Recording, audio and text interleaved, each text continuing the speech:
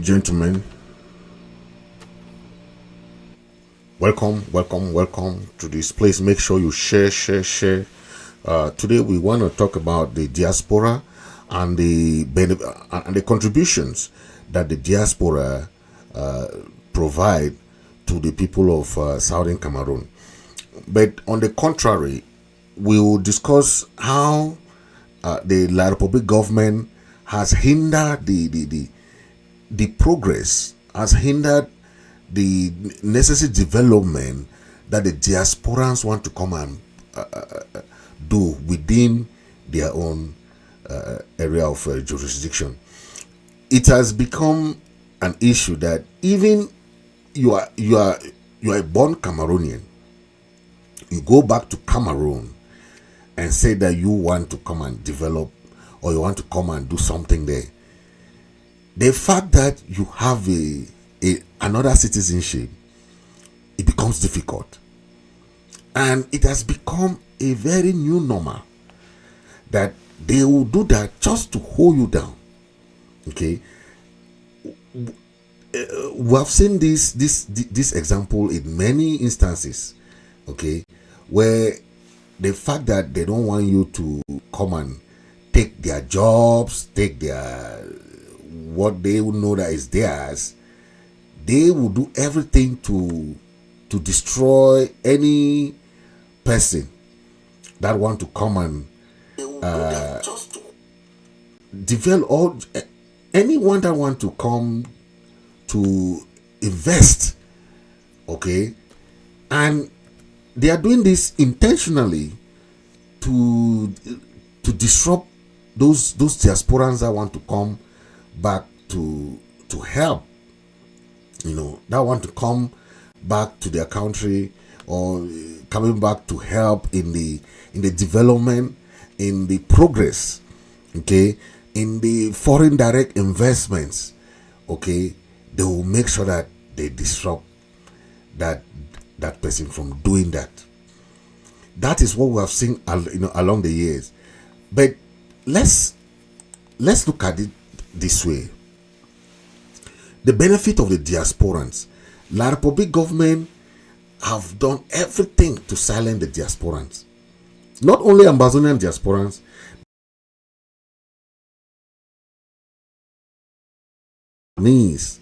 okay, they have refused to even discuss the dual nationality in the Parliament of Cameroon. Okay, and the reasons are very elaborate. You see that a lot of the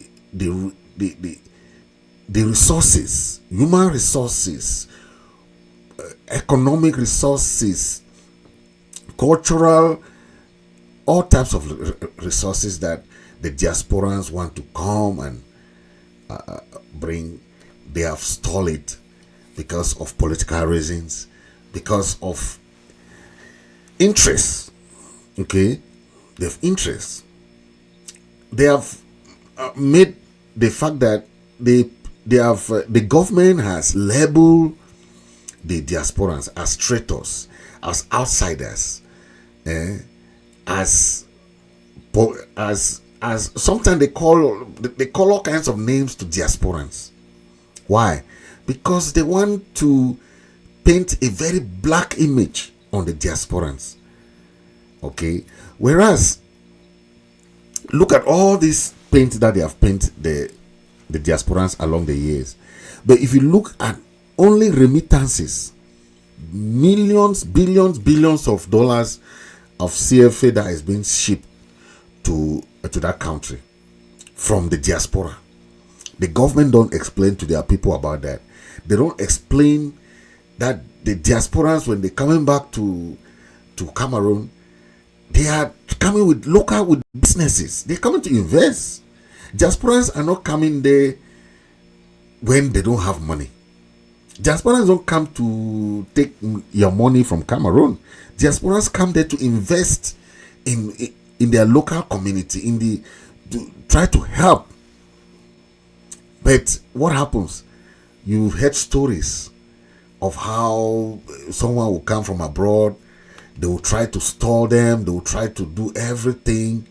they'll try to make sure that they silence them. Okay, that is what happens, and at the end of the day, it is just unbearable in the fact that those politicians who want to stay in power, they want to keep their superiority, and any diaspora who come from they say they are too westernized. When you come from abroad, they say you are too westernized, you are too strict, you are too, you don't want them to be corrupt. You are too that westernized means that you are too strict. They don't want that kind of person. And when you do that, you see that they are against you. Okay, the exploitation, all these are part of how the diasporans become frustrated. They will frustrate you financially. They will make you not to want to come and do business back there. You have heard stories of people who go with containers, people who go with businesses, people who go to even work there from abroad. Like my case, it's become frustrating because I left abroad. A company appointed me to go and head their company there in Cameroon, in Douala. I was a director there, but the system there is so difficult. It's so different. Even though I work in a foreign company, the system there is built for people who know how to bribe, who know how to manipulate, who know how to learn the thievery of the system. That's how it is. And if you are a diaspora person, you become too strict on them, they will not like you there. Okay, I will be that kind of person that when I go at work at 8 o'clock in the morning, people will come to work at 10 o'clock in the morning. I was like, how do you want to get paid if you are going to work at 10 o'clock? You have to be at work at 8. I understand Douala had a little traffic, traffic and all those things. People have difficulty movement and transportation. But if you know that you have to start work at 8 o'clock, why do you leave work? Why do you leave your house at around 7 something where you know that traffic will hold you? Before you arrive work, you'll be 9:30, 10 o'clock. And how do you be effective in your job if you don't want to be on time? First of all, when I questioned the employees, they were very they said, I've come without my westernized mentality. I've come without my white man style to come and control them. I'm like, so you want to get paid, but you don't want to work. You said the diaspora, you come from white man country, you want to come and show us how to work, you want to come and do this. The mentality has been so different that when you carry that mentality there, it's so difficult. Whereas you are showing them the right way how to do things, they'll tell you you are too young to be our director. You are too this, because they believe that directors should be older people. I was having meetings with old people from different companies, but I, as a director of that company, lucky enough, it's a foreign company, so it had nothing to do with anybody in Cameroon. All my salary was coming from Dubai. I had all my payments from abroad, so I had to answer to nobody. So they were so mad because I called and I said, if you don't come, I'll fire you. And I had no business trying to argue with you about coming to work on time. Okay, the custom, the system, the culture of the working environment is so destabilized that they have that mentality that it's their right to come late, and you can't fire them. I mean, you go late to work, then what? Why do you want to be employed? Why? Before I continue the discussion, I want to let us know that we have the Diaspora match. It's taking place in Washington, D.C. Remember, Donald Trump is being installed. Inauguration of Donald Trump will take place. So we are having this march. That has a flyer, as you can see. Demonstration in Washington, D.C. Please join all Ambazonians. Okay. President Donald Trump, the presidential inauguration is taking place on Monday, the 20th. So please, arrival time begins at 5 a.m. Eastern time. Okay. It means 11 a.m. Amber time. Inauguration event starts at 9 a.m. Okay. So it starts at 3 p.m. Amber time. So please, the address is there. They say it's 215 Avenue Northwest, Washington, D.C. Okay, that is the base of the Washington Monument. Okay, address of the Department of Commerce is there, 1401 Constitutional Avenue. Okay, if you want to send your feedback to crimeagainstambazonian@gmail.com. Please, this is where they'll assemble. Okay, they say we will assemble to demonstrate at the intersection of the 14th Street and the Constitutional Avenue. Okay, that is the address as I just read to you. Please, all Ambazonians, all the diasporans in America, those in Washington, D.C., Maryland, Virginia, New York, all road leads to Washington, D.C. on Monday, the 20th of January. Don't forget, please, let's make it a date as we have always done. The diasporans have always been very pushy when it comes to demonstration, protests. We have had several protests in New York in front of the United Nations. We've had several protests in front of the White House. We've had several protests. Okay, that is the role of the diaspora. The government of Cameroon will tell you different image of the diaspora. Oh, those guys are terrorists. Oh, those guys are this. Oh, those guys are this. Just to paint a very bleak image about the diasporans. But when you come to diaspora, when you come to the US, everybody is busy doing their professional businesses. People are work. We have medical doctors. We have engineers. We have IT professionals. Everybody is doing something. Okay, so people think that diasporans are so that they have time. Diasporans don't have time to do anything. Everybody is busy working. Okay, the little time we have is the time we sacrifice for the struggle of the people to liberate the people of Southern Cameroon. Every diaspora is working. It's not in Cameroon that people are jobless. The government cannot create jobs. All the youths in Cameroon are driving are bike riders. Is that the future of the youths?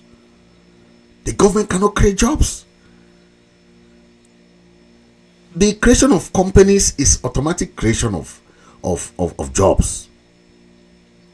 Road construction, infrastructure development is automatic creation of jobs. Why can't the government do that for these bike riders? Full in Douala. Thousands of youth are riding their bikes because the government cannot create them jobs. They don't have. They'll go to school. They come back, no jobs. That's why the essence of school has gone down the drain, because they don't know the essence of going to school. The role of the diaspora has been made to be a very bleak, different image. When diasporans struggle, make money, raise money, they go back home. Most of the time, see how people are being treated when you send a container in Douala. Those people come and look at your container like that. They just say you give 10 million. They don't even know how much you can even make in that container as a business person. How do you encourage people to come with containers? How do you encourage people to come with businesses if those people there are just waiting for you? When you come, they will assess your car, assess your goods, assess everything. They give you a bill. You look at the bill, you ask yourself, do these people really care to encourage people to come and do business? Or what they care is to cripple you not to do business anymore? We have seen situations where a lot of Southern Cameroonians and Cameroonians go back to Africa to do business, and they are discouraged because the custom system is not organized. Anytime you send container to Africa, you don't know what will happen to your container. You don't know, because if you meet a bad person, the person will give you a bill that you might abandon your container. I've seen a lot of people abandoning containers there. Imagine your hard-earned money, struggle that you want to go and do business back in your country. You carry things, put some cars, pull your goods, take to Cameroon. When you reach at the airport, at the seaport, they give you a bill that they intentionally want you to, they want to cripple you. The sense of belonging, the sense of that dual nationality has been eroded. Most Cameroonians abroad have dual nationality because they don't feel belong, especially Cameroonese. For Ambazonians, we are not part of that nonsense anymore, because we realized long ago the mentality of the government of Cameroon is to scare away people who are abroad. Okay, I'll play this. You listen from Jean Momo. This is a minister saying this. Listen to this minister in Cameroon. This is a Cameroon minister explaining to you how the government does this to scare away diasporans. It's an intentional thing they do. If you go there with your business, you go there with anything you have, they want to scare you away because they are afraid of you coming to take their job, coming to take their positions, coming to do this. That is why this will explain to you. Listen to Jean Momo de Dieu.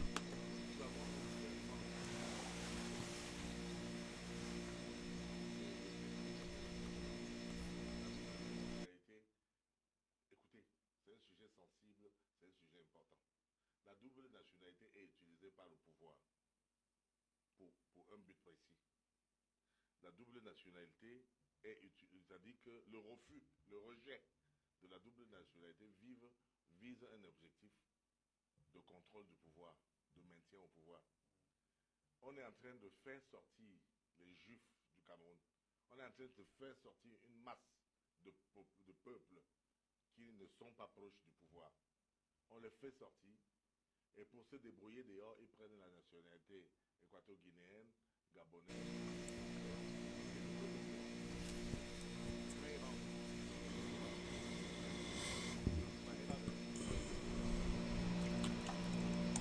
I think let me translate, because he's saying that the intention of the government of refusing this dual nationality thing, a lot of Cameroonians, even people who are intellectuals, business people, engineers, diasporans, 80% of diasporans are people who have gone to school, they have professional degrees, lots of them. But what does the government do? They will prefer to jail you people. They will prefer to disrupt your businesses than to allow you to come back to Cameroon. See, look at the doctors that they have jailed in La République du Cameroon. Ambazonian doctors. All the Nera 10 are all doctors. Dr. Ngalafo, Dr. Awasum, all those people are being locked up. But those are people who the government can use to be productive members of the society. They don't want. Because the members of government don't even know what is a master's degree. but they'll be locking up doctors. What does that tell you? It ring a bell, because those are people who want change. They are not terrorists. They are not bad guys. The United Nations have asked the Cameroon government, go to negotiation with these people. How many diasporans, Ambazonian diasporans, are doctors, medical doctors, engineers? How many? But because of the fear of the unknown, the government of La République is just afraid. Continue listening to Jean de Momo.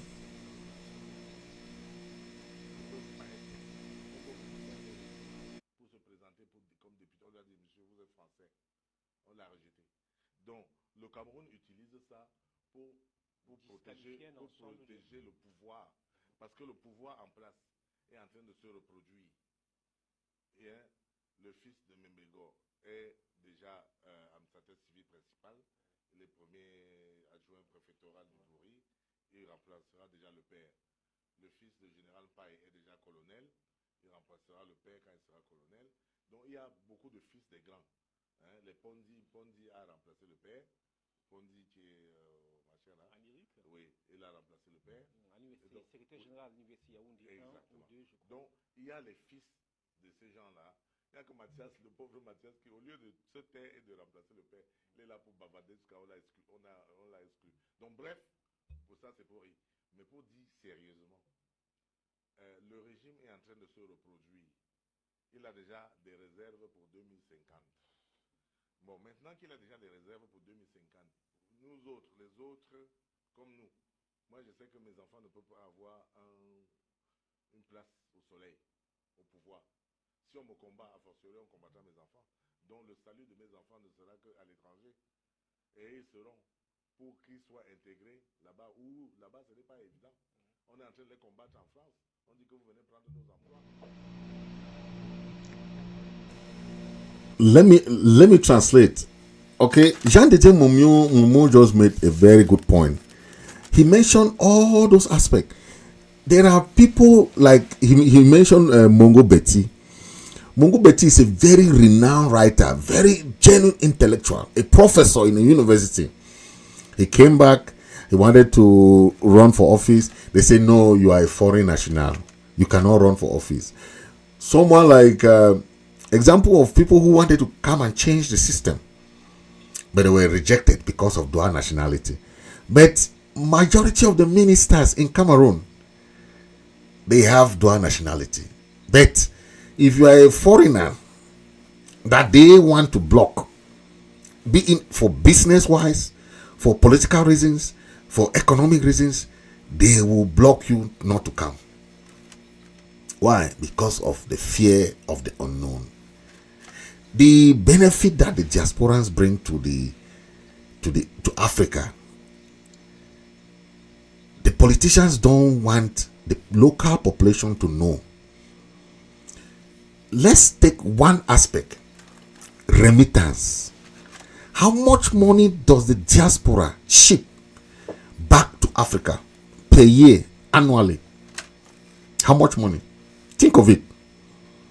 Billions and billions of francs CFA is being shipped to Africa due to the hard work of diasporans.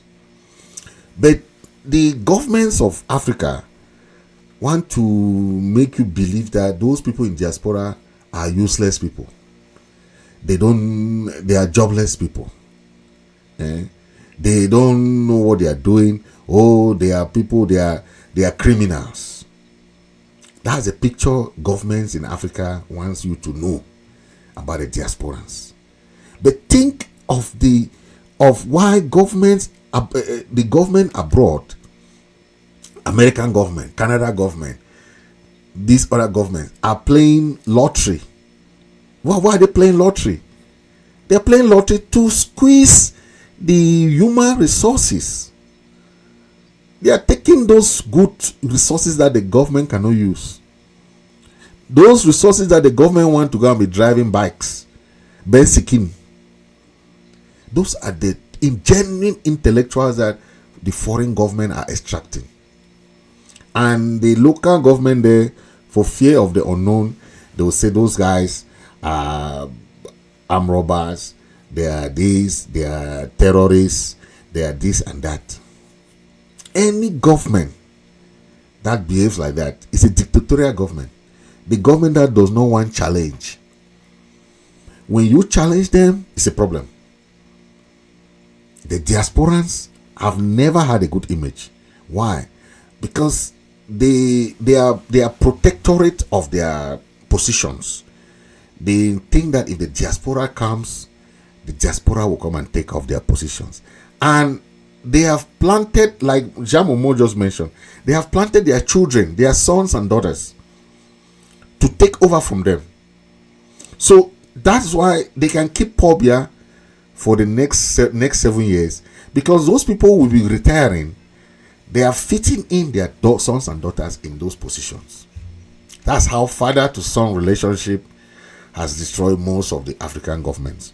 And today we see that happening in many countries, where father to son, father to daughter relationship, that when the parents are leaving office, they are bringing in their daughters and sons to replace them, which is not out of merit. So this issue of dual nationality is a very pertinent issue. If you look at it critically, most African countries have faced the challenge of dealing with the diasporans. Okay, because the diaspora has a lot of work to do. Advocacy. See, now we have like protests that will have to go for protests. All along the past 7 years of the crisis in southern Cameroon, diasporans have played a very good role. But the government will try to change the mindset of the local population to look at the diaspora in a different way. Okay? Think of the demonstration. Think of the use of social media. Think of advocacy. Think of all these different human rights defenses that we are doing abroad. Think of it when the crisis started. If not of the diaspora, think of what the regime of Biya could have done to the people of Southern Cameroon. Think of it. If not of the diaspora standing up and say enough is enough.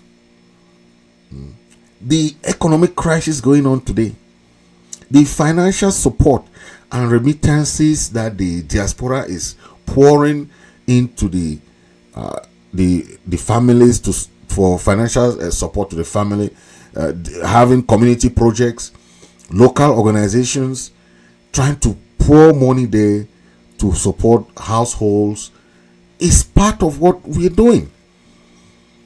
But the government will not tell you that. The government will not tell you that. Think of how much money diasporans pour into the family, to support the family, to sustain families back home. Think of it. Think of all these different NGOs that diasporans create. They form these NGOs, non-governmental organizations. They go back to Cameroon. The government frustrates all these projects. Sometimes you write very good projects, you send to Cameroon, the government officials sit on it. You do everything you want to build capacity, education, to facilitate access to resources. You bring professors, doctors abroad to come and help for projects there. They frustrate every effort. So that is the role of the government of Cameroon, to frustrate any good endeavor that can portray the diasporans as nice. They want them to say, hey, I'm the one, the government is in charge. The government is in charge of doing this. The government is in charge of fixing the roads. The government is in charge of this providing education. Okay. And that is a problem, because we have lots of NGOs in abroad that are ready to go back there and do something, and support, give foreign aids. But when you go with those people back there, the government frustrate all your collaboration effort. They frustrate it. They either turn against you, they either paint a bad image, change the mindset of those foreign investors against you. Sometimes the government will just jail you and put different kind of accusation, false accusation against you. You have done this, you have done that, just to frustrate you. Many diasporans are now, some have struggled to come out, some are languishing in jail for nothing. I've heard stories of diasporans who go back there, build a hotel, do this, but the government paint an image on them. Oh, they are supporting this. Oh, they are this, they are this, they are terrorists. Bam, they collect them, go and lock them, and they have to stay in jail. Incommunicado, just because they become targets. A lot of diaspora has faced this government targeting. Okay, because of our political engagement, our philanthropic activities that we do, the government don't like, because the government see it as a challenge. Okay, see it as something that is more dangerous to them. They don't look it as something that you are doing with all your good heart to support, to build, to develop the country. They don't look at it that way. They look at it, this guy want to come and what is this guy coming to show us? What is this guy trying to tell us? Okay, so the mindset of the people against the diaspora is not nice. You can look at those French guys there called the bars, or the different diasporans, Ambazonian diasporans, who are fighting for all kinds of political engagement, trying to make that change happen. The influence of trying to work with the foreign governments, trying to bring international bodies attention on the crisis. The government don't like that. They like the status quo. For the past 42 years, that CPDN regime is okay with them to let the government stay like that, let the regime stay like that, let the ministers stay like that. They don't want change. Change is a threat. Be it economic change, political change, nothing they don't want. They want the status quo to stay like that because it benefits them. When we're talking about exilees going back to, you will see that a lot of government like to see people on exile, because those diasporans on exile are a threat to their hegemony, to their rule. They look at the diasporans as people who want to come and topple the government. They don't look at the diasporans as people who can bring that capacity building, that financial support, to bring all this initiative to help the government. The government don't see like that. They look at it on a different way. They paint the diaspora in a different picture. And that's the problem, that till today, Cameroon government does not want to implement dual nationality. Okay. Why are different countries so happy to give nationalities to other nationalities, but some countries don't want to give nationalities to other nationalities? Why? America don't care whether you are another citizen. They will give you nationality if you want. They will not tell you to cancel your first nationality. Americans, once you are naturalized, America will not care whether you are a Cameroonian or whether you are from France no, they will give you a nationality. But if you go to Cameroon and other African countries today, the fact that you are from this country, they don't want you to have other nationalities. But most of the ministers, most of these people, their children are abroad. They have bought all foreign nationalities. They are all engaged. Send their children to all these universities abroad. That is the problem. Okay. And we see that happening in most of these cases. Okay, that is a problem. Think of it. Think of it, and that is why we are saying that the government of Cameroon is so naive. It's so naive. Listen to it. Donc on sera quelque part des apatrides demain. Parce qu'on ne pourra pas avoir la possibilité de rentrer chez nous pour avoir pris une nationalité étrangère. Et donc le pouvoir utilise ça contre nous pour nous maintenir dehors et se reproduire et renouveler son pouvoir. Et ça c'est dangereux. C'est très dangereux parce que on a vu que Kigali, au Rwanda, ceux qui avaient pris le pouvoir contre la royauté avaient chassé les Tutsis. Mais quand les Tutsis, donc Kagame, se sont formés dehors en Ouganda et sont revenus plutôt avec la violence, avec la guerre. Et il y a eu ce qu'on a appelé le génocide du Rwanda. Donc que ceux qui fassent ça ne pensent pas que ces gens-là vont rester éternellement en exil.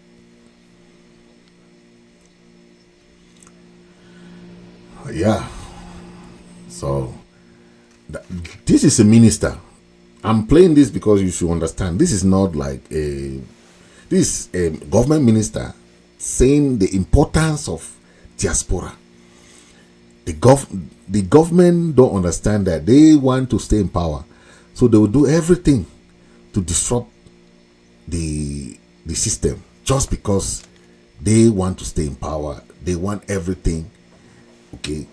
And the government is not doing anything. For the past 42 years, we have seen the same thing, the same mismanagement, the same issue happening.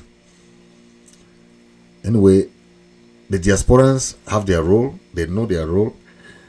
We have seen changes abroad. We have witnessed all sorts of developmental projects abroad. So the governments of Africa will not distort the progress, will not distort the vision of the diasporans, because the diasporans play a very vital role in helping the governments of Africa.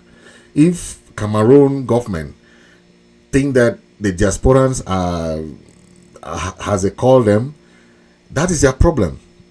That is why the country is going down economically, politically, and educationally. The government is running out of steam. The diasporans have their role and they know their role. If the government need them,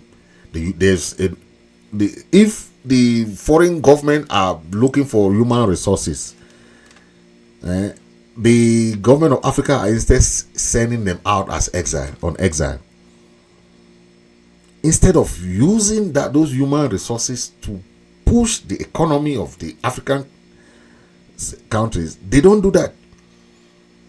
How do you grow an economy? How do you grow the educational system?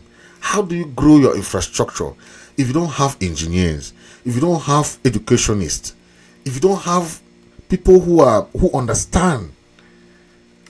Okay, if you keep those politicians there who don't know nothing, the government will never progress. Will never progress. It was doing the same wrong things for 42 years that Paul Biya has been in power. But go to prison, to Kondenge prison. Go and see how many doctors are now languishing in the Kondenge prison. Do you understand what I'm talking about? Those are diasporans. Those are foreign people who are Cameroonians. They came there. They want to develop the country. They don't like. Even I can give you example of footballers. Aurelien, Mbappe, all these people are players, are from Cameroon. They went to Cameroon. The government of Cameroon rejected them. Mbappe, the father of Mbappe, begged Cameroon government to put Mbappe in the Cameroon national team. They rejected. But now look at Mbappe. He's the best player in the world. Those are the examples. There are so many examples. That's just in soccer or football I'm trying to give. But check other examples. Basketball, we have people who are playing in the American NBA today. Many examples like that. They are rejected. because they have foreign nationality. Then when they go back to Cameroon, the Cameroon government say, no, you are not Cameroonian. That is the consequence of the dual nationality that we are talking today. Until the government of Cameroon understand the benefit of the diasporans, both Southern Cameroonian and Cameroonian, they will understand the benefit that it can bring to the economy, the political and socio-cultural system of that country. Till then, they'll keep languishing in their economic despair and political uproar. Thank you for listening. God bless you. God bless. Please make sure you share. See you in the next episode. God bless you. This has been Comrade Fritz Misodi.